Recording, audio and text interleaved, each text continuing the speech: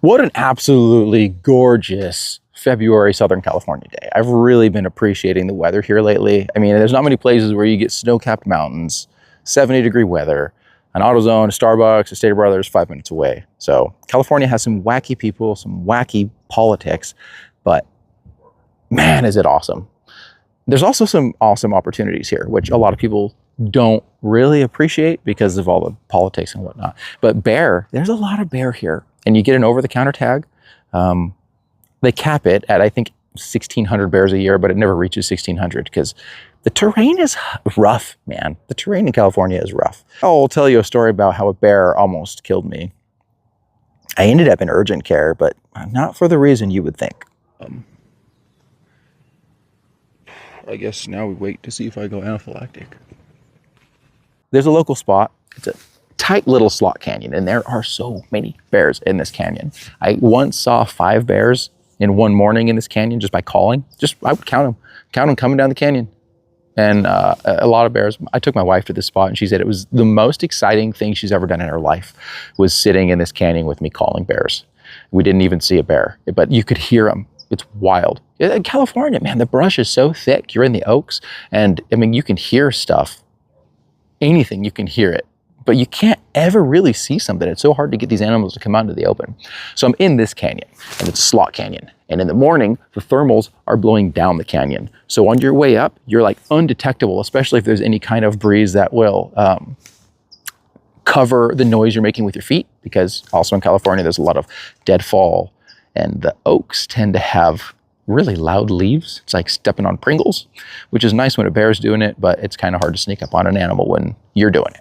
So I think this morning there was a nice little breeze, and it was kind of covering my noise. So I hear a bear up there just shredding a log. And they're doing this for termites, right? They shred these logs, they get the termites out, which doesn't make any sense because shredding a log seems like it takes way more energy, way more calories than you would get out of a termite or a lot of termites.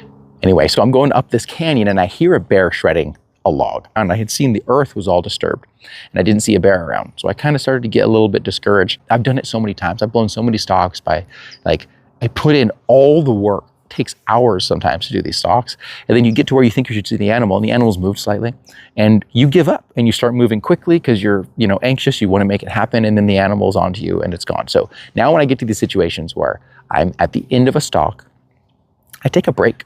I'll sit there in class, I'll have a snack, I'll be on my phone. So I had my phone out, and I had taken off my bag, and I think I had taken my jacket off because I was getting warm. And out of nowhere, I hear smack right in my lip. I get hit, and it hurts so bad. So it's some kind of insect, right? Stinging insect. Grab it off my lip, pull it off, kill it, and it's a yellow jacket. And I'm thinking, well, that sucks because I'm allergic to bees. And I don't know how exactly it correlates. Like, is a bee the same as a yellow jacket? Is it worse? If you're allergic to one, are you allergic to the other? So I'm having this thought, and then I get tagged again in the neck, and then in the chest, and then in the armpit, and then I can feel them on my clothes and in my shirt. So I'm gone. And I realized as I'm running what had happened. This bear was eating a hornet's nest, and I just walked into it. Lucky me, he set me up. So this bear ended up putting me into the hospital. So I'm running down this canyon, and I'm falling, running, I could hear these things chasing me, and I'm just running until they stop chasing me. So I stop. When I finally hear the buzzing is over, and I'm pulling these things out of my shirt, and I'm like, okay, I don't have an EpiPen, but I've been told that I need to carry one in the past. So I'm thinking I probably should get into my Benadryl. So I go to grab my phone, and my phone's not in my hands, and I realize that I dropped it when I was running. So I run back up.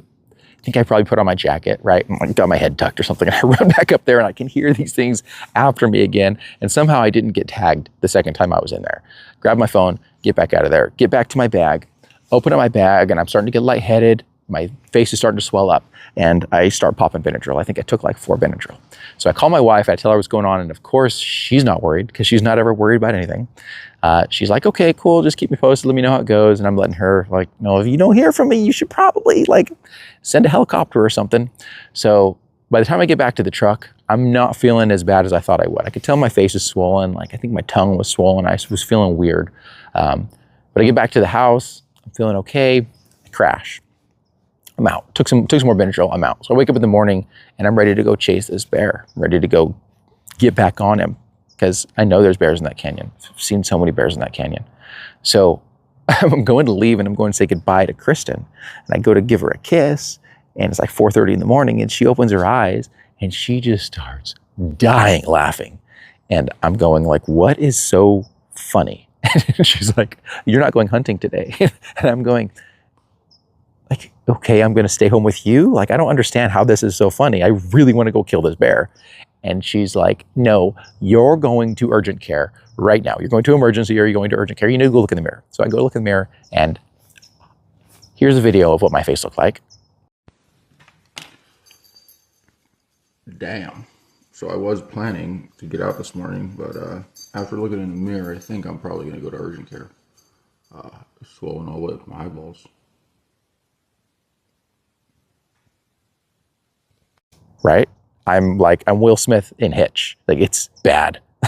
Like, my face was so swollen. It was terrible. So I go to urgent care, and they give me the steroid shot. So by the time I got back to my car from getting that shot, when I looked in the mirror, my face was back to normal. So I don't know what it is they put in those steroids, but it's magic. Even though I'm sure it's not good for you, it's better than going anaphylactic. So that bear almost killed me, and I never even saw it. That's how dangerous bears are. Anyway, hope you enjoyed it. I don't remember if I killed a bear that year. There has been a handful of years where I didn't kill bears.